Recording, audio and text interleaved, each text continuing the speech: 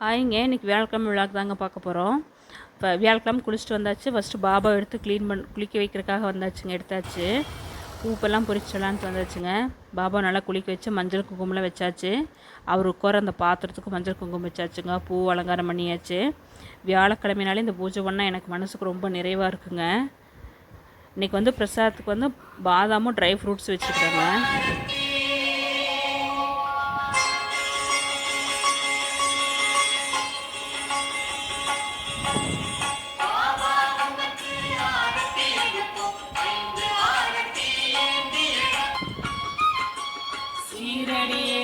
பண்டரிபுரம் சாயியே எங்கள் அவ்வளோதாங்க. கற்பூரம் காட்டியாச்சு. நேராக கிச்சனுக்குள்ளே வந்தாச்சுங்க.